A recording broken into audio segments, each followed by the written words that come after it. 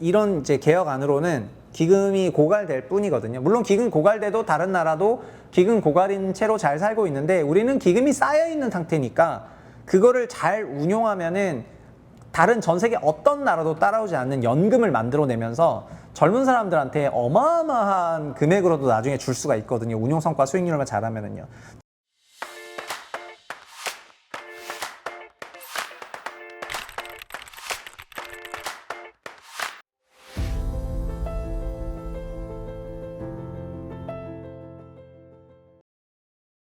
안녕하세요, 최부심입니다. 오늘은 연금 얘기를 해보겠습니다. 우리 채널의 코어 내용 중에 하나가 연금과 출산을 하고 있는데 네, 어쨌든 오늘 연금 얘기를 해보겠습니다. 그래도 연금은 좀 더 딥하게 컨텐츠를 만들 수 있는 그런 환경이라고 생각해가지고 이제 연금 얘기 좀 해볼 거고요. 원래 고강도 개혁이라고 하려고 그랬는데 제가 여기서 라임을 고갈도 개혁이라고 했거든요. 연금이 고갈되는데 무슨 개혁이냐 약간 이런 얘기입니다. 어쨌든 연금 개혁안이 발표가 됐습니다. 정부안을 뜯어보니까 일단 연금의 코어는 두 가지예요. 첫 번째는 얼마나 납입을 해야 되느냐, 이게 보험료율이라고 하고, 두 번째는 얼마나 받을 수 있냐, 내 소득 대비, 그게 소득 대체율이라고 하거든요. 그래서 우리나라 연금은, 국민연금은 보험료율 9%를 이제 회사와 개인이 반반씩 내고 있어서 자기 소득의 4.5%를 직장인들이 연금으로 내고 있습니다. 그리고 이거를 13%로 이번에 올리겠다 이런 얘기를 했죠. 그러니까 더 내야 되는 거죠. 이것도 반반하면은 6.5%씩 내는 거니까 지금 4.5에서 6.5로 4.5가 6.5 되면은 한 40% 정도 늘어나는 거잖아요. 그래서 그 정도 납부가 늘어나면은 나중에 좀 더 준다 이런 얘기가 되겠습니다. 근데 소득 대체율은 연금을 처음 만들었던 88년도에는 거의 80% 육박했었는데 이게 이후에 계속 내려와서 40대로 지금 내려오고 있거든요. 근데 이거를 42로 좀 맞추겠다는 게 이번 계획이었습니다. 그러면 소득 대체를 왜 내렸냐?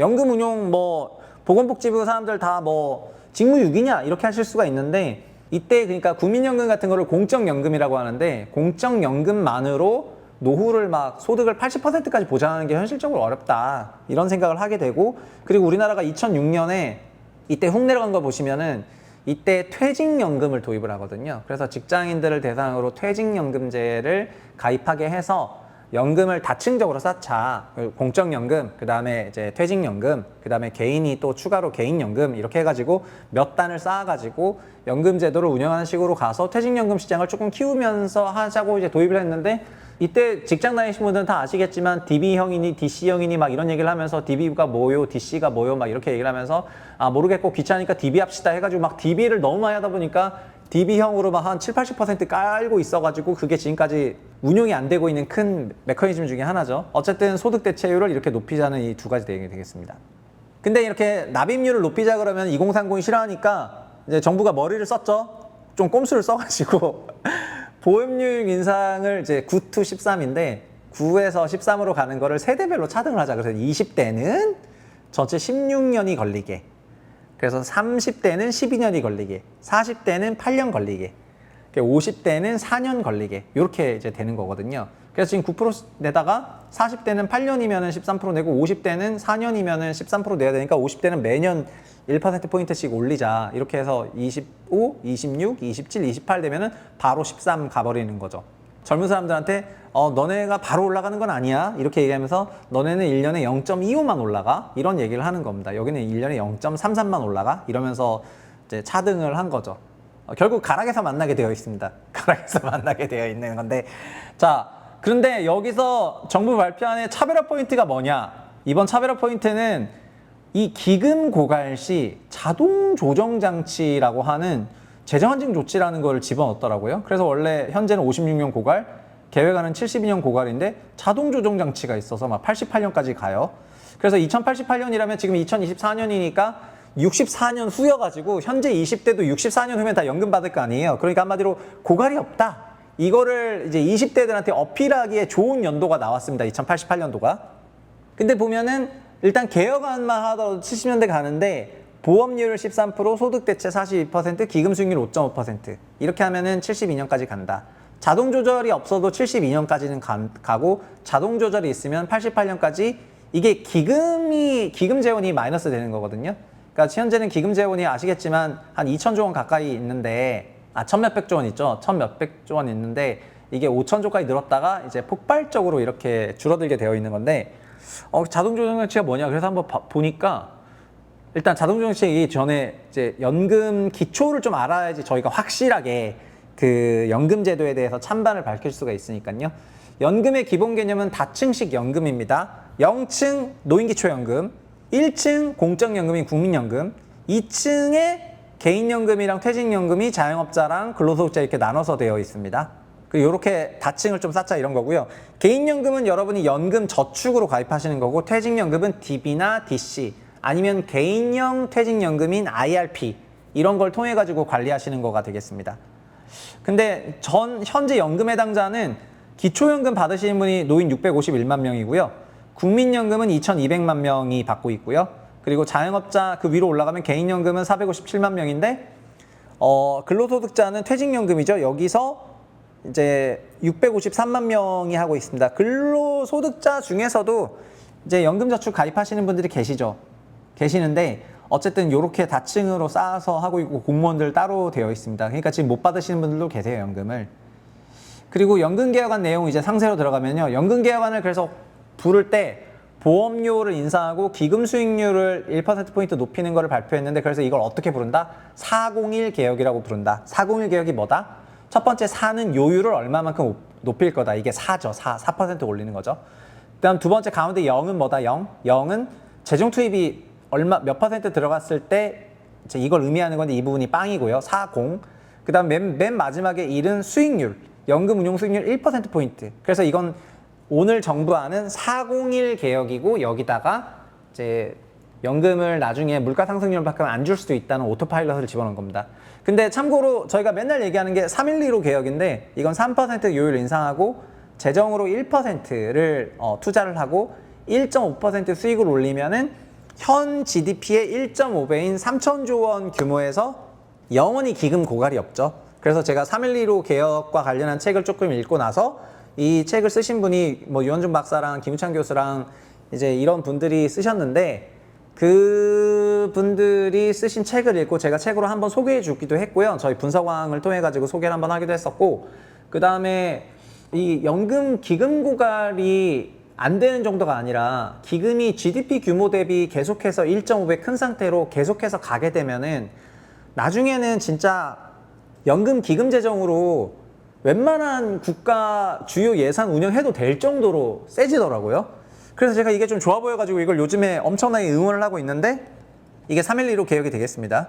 근데 312로 개혁을 하면은, 그러니까 가운데 숫자가 올라가면은 3.1이 심하면 3, 0.5, 1.5 이것도 괜찮은데, 이런 개혁을 하게 되면은 기금이 거의 고갈되지가 않아요. 거의 고갈되지가 않습니다. 그러면 4, 0.5, 1.5 이렇게 개혁을 하면은 진짜 엄청난 개혁이 될 것 같습니다. 근데 정부는 기금이 고갈되니까 401을 해도 고갈되잖아요. 고갈되니까 기금 고갈되면은 연금에게 물가 상승분을 차감하겠다 이렇게 하고 있습니다. 그래서 좀 덜 준다 이런 얘기입니다. 덜 주니까 수명이 길어지는 거죠. 그래서 72년 고갈이 이제 88년 고갈이고, 이런 자동 조정 장치를 이제 테슬라 오토파일럿 같은 거를 넣어서 38개국 중에서 24개국이 다 하고 있다. 이렇게 얘기해서 이제 그때부터 덜 준다 이런 거거든요. 다만 지급 보장을 명문화하겠다. 현행 법령으로는 연금 지급이 보장이 되는데, 청년 세대들이 연금 안 준다는 얘기가 있다, 법으로 그게 확실하지 않은 것 같다 이래가지고 지급 보장 근거를 명확히 규정하겠다 이런 걸로 약간 당근을 같이 줬습니다. 그러니까 오토파일럿 넣어가지고 덜 준다는 얘기를 하면서 당근도 같이 넣은 거거든요. 그리고 근데 기초연금은 또 이 와중에 또 늘리는데요. 기초연금은 40만 원으로 단계적으로 이제 인상할 예정이고요. 그래서 2026년에 소득이 적은 어르신에게 우선 40만 원 인상하고, 이게 그러니까는 이 기초연금이 언제 만들어졌냐면은 박근혜 정부 때 만들어졌는데, 박근혜 정부 때 기초연금 모든 노인에게 이제 주겠다고 얘기를 하면서 소위 보편적인 복지가 이제 시작이 됐습니다. 그때는 뭐 여러 가지 측면의 평가가 있는데, 어쨌든 노인 세대들한테 복지 재원이 가게 된 거가 한국의 그 복지 역사에는 획을 짓는 그런 수단이기도 했고요. 다만 그거를 정치적으로 해석하는 사람들은 소위 그 시니어 세대들의 박근혜 정부에 대한 그 후원에 대해서 이제 감사하는 결과로 나온 거다 이렇게 얘기하는 게 맞죠. 사실 그때 아시겠지만 채널에도 여러 차례 다뤘었는데, 정년 연장법이 시행이 되면서 사기업들의 정년이 큰 폭으로 연장이 됐고요. 그런 과정에서 결국은 이게 아랫돌 윗돌이 되는 건데, 20대 실업률이 폭발적으로 늘었거든요. 그 14년이랑 16년 보시면은. 그래서 그런 것들이 서로 트레이드오프가 있었어요. 트레이드오프가 있었는데 그럼에도 불구하고 어쨌든 이런 노인연금을 만들고 강화한 거는 저 개인적으로는 큰 의미가 있는 시도였다 이렇게 생각을 하고 있습니다. 다만 26년에 또 미리 먼저 이렇게 올리고 그다음 단계적으로 올리겠다고 발표해가지고 어쨌든 이런 부분은 좀 더 보강을 했습니다. 어쨌든 이런 걸 하게 되면은 이 노인연금으로 나가는 우리 정부 재정이 상당히 높은 편인데 사실 3.1.15 개혁을 하면은 이런 저소득 노인들에 대한 지원 강화뿐만 아니라 연금 안 받는 노인분들도 다 커버해가지고 사실상 모든 분들에게 공적연금을 줄 수가 있는 시스템이 되거든요. 그래서 지금은 누가 받고 누가 안 받고 약간 이러고 있는데 지금 전부 받고 있는 거는 기초연금을 전부 받고 있잖아요. 근데 국민연금은 받고 안 받고가 되어 있는데 국민연금도 모두 받게 한다면은 노인연금과 기초연금을 통해 가지고 젊은 사람들 돈 더 낼 필요도 없고요. 하여튼 개혁안이 있는데 여튼 이렇게 해가지고 했습니다. 정부안을 요약하면은 일단 연금 더 내라. 네, 세대별로 다르게. 그 다음에 약간 좀 더 받게 40이 아니라 41로 좀 더 받게 하겠다.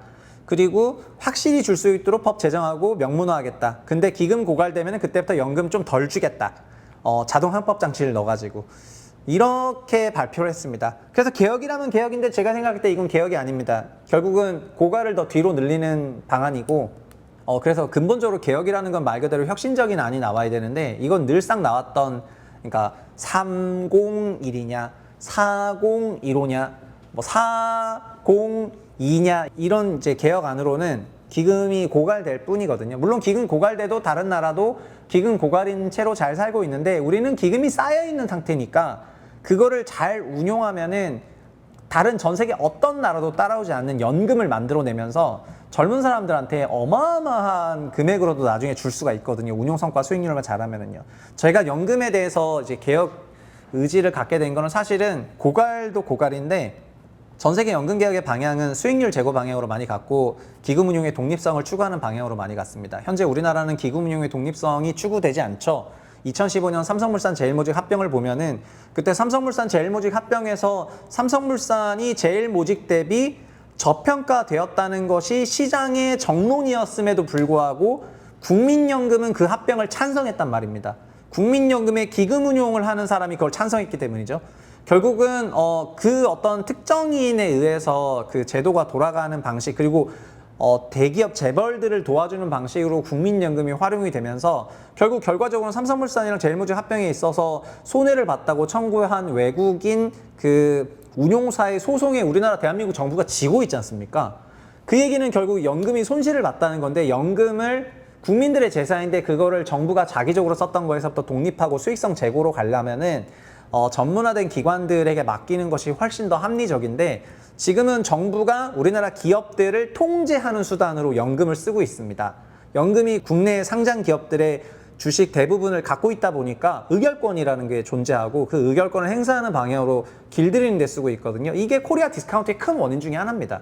그래서 캐나다가 됐던 어디가 됐던 연금 수익률을 제고하는 방식의 개혁을 한 데는 자기네 증시에서 연금 다 빼고 돈 되는 데 갔거든요. 그래서 캐나다도 미국 재투자 어마어마하게 하면서 지금 연금이 어마어마하게 짱짱해지는 그런 과정이 있었는데 우리나라도 기금운용 수익률을 극대화하는 방향으로 연금 개혁을 하게 되면은 그러면 정말 농담 아니고 국내 주식시장에서 연금이 빠져나가는 그런 후폭풍은 있겠지만 거꾸로요. 좋은 기업은 더 많이 살 거거든요. 지금은 그냥 코스피 200에 분배해서 기계적으로 사고 있는데 좋은 기업 더 많이 사고 적극적으로 운영할 거기 때문에 실제 자산시장의 효율화가 더 많이 발생한다고 저는 이렇게 생각합니다. 지금 쓸데없는 기업까지도 연금이 다 사고 있으니까는 원래는 소위 그냥 정말 주가가 꼬라박아야 되는 기업들도 주주가치 환원 제대로 안 하는 그런 기업도 먼저 꼬라박아야 되는데 그런 것도 연금이 받치고 있는 거거든요. 그러니까 이 안에서 효율화가 이루어지고 합리화가 이루어지는 과정에서 재평가가 되는 건데 이런 것들이 결국은 연금 나가면 국내 증시 망해요 이게 아니라 오히려 국내 증시 선진화되고요. 저는 2015년 합병을 보고 연금 개혁을 생각을 했는데 다른 지인들은 2015년 합병을 보면서 좀 상법 개정을 많이 생각을 했던 것 같습니다. 그래서 상법 개정과 연금 개혁이 코스피 저평가의 큰 원인 중에 하나고 배당 소득세제 개선하는 것도 되게 중요한 건데 지금 이런 논의 안 하고 그냥 금투세에서 양도세만 때리겠다 이러니까 진짜 뭔 생각인지 모르겠고요. 그게 어떤 배경에서 나온 건지 이해는 하지만 증시 오랜 시간 종사해 와가지고 한국 증시를 소위 응원하는 입장에서 지금의 이제 여러 가지 연금 개혁 방향이나 금투세 세금 개혁 방향에 대해서는 저는 진짜 공감을 못하겠다 이렇게 말씀을 드리겠습니다. 그래서 앞으로 이제 국민연금이 기금이 이미 있으니까 기금 고갈을 안 막는 게 훨씬 더 좋죠. 기금 고갈 안 막는 방법도 있는데요. 그래서 이거를 연금 전문가들이랑 얘기를 하는 게 맞을 것 같고요. 이 3.12로 개혁이 있거든요. 국민을 위한 국민연금이 없다라는 책이 있습니다. 제 요 뒤에도 지금 있거든요. 그래서 이 책을 한번 읽어보시면은 굉장히 좋은 내용이 있고 젊은 분들이 특히 많이 읽어보셨으면 좋겠고 연령대 상관없이 다 한번 읽어보세요.